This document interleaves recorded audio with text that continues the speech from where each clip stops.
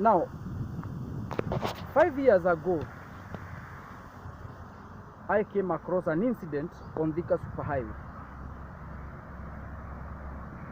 One of the members in traffic WhatsApp groups raised a distress alarm regarding a vehicle that she was on board that had caused an accident around Muthaiga.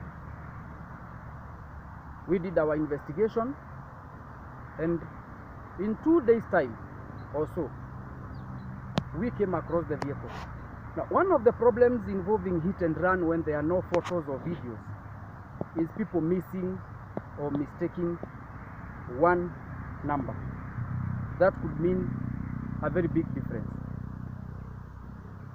When we found the vehicle, we searched and called the owner and raised the issue of the hit and run incident. What had happened is that after this accident, the Matatu didn't stop. The passengers in that vehicle were so concerned. When they got to Kasarani, the crew blocked them from taking any videos or photos. The question is,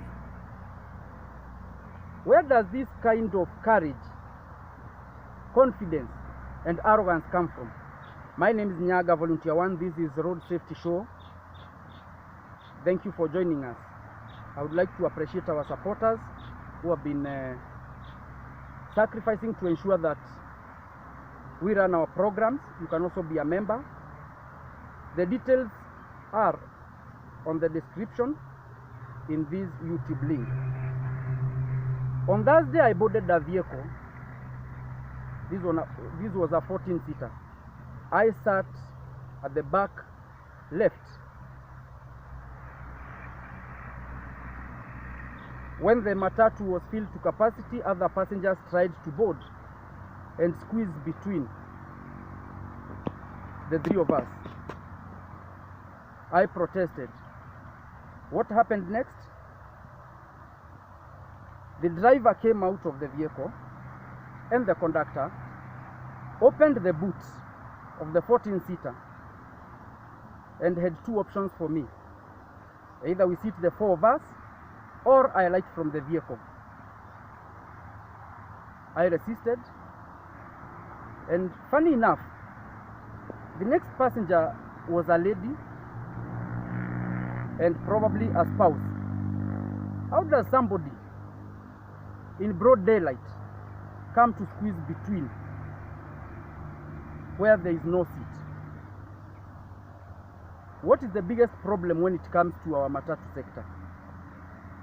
Again, a few days ago, there was a crackdown that was ongoing countrywide. The Matatu associations came and protested that the crackdowns were not being done in the right way. They were suspended. What really is the problem with our Matatu sector, our PSV sector? Now, the biggest problem is not the authorities. It's not the police.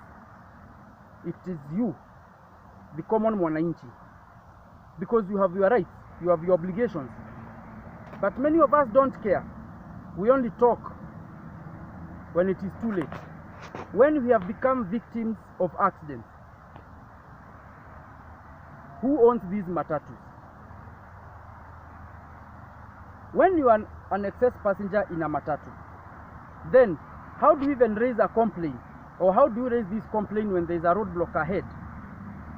When you are already breaking the rules or the laws when it comes to traffic? We need to change. This week we've had so many accidents. One of them was around Kisii. A bus overturned. Red Hill Junction, terrible one. Jogoo Road, there was another one. Thika Superhighway, I saw a lorry on top of another vehicle.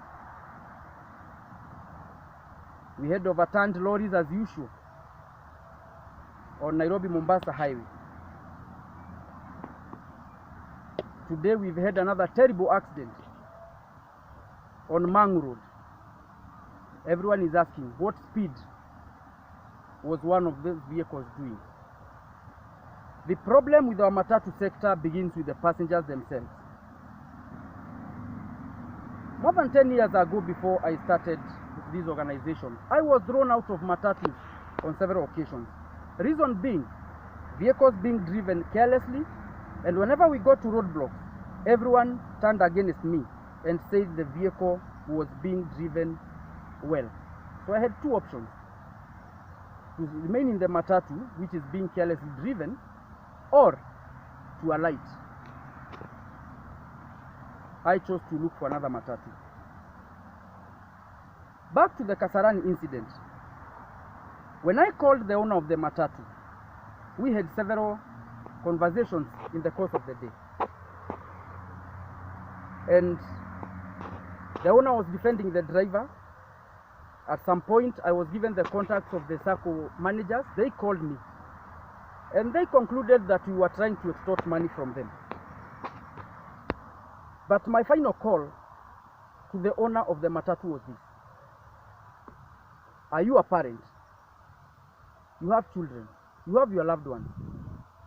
The kind of impunity that you are promoting today, you are defending your careless driver. This is an accident, hit and run. What would you feel tomorrow if such a driver elsewhere caused an accident that involved your loved ones or even you? That changed everything. The owner of the Matatu apologized and looked at road safety in a different way. The government may do a lot. The police may do a lot. The authorities may do a lot. But the question is, what are we doing ourselves as passengers in those PSV vehicles? At the same time, I want to appreciate the Matatu drivers, crew, PSV, SACCOs, and companies that are trying to bring sanity in this industry. On the same Thursday, I boarded a Simba coach bus to Mombasa, and it was driven very well. No careless overtaking, no overspeeding. I was quite impressed. Thank you so much. Yesterday, I boarded a Tamid coach from Mombasa to Nairobi, and I wish to commend a supervisor of the company at Mariakani. Seat number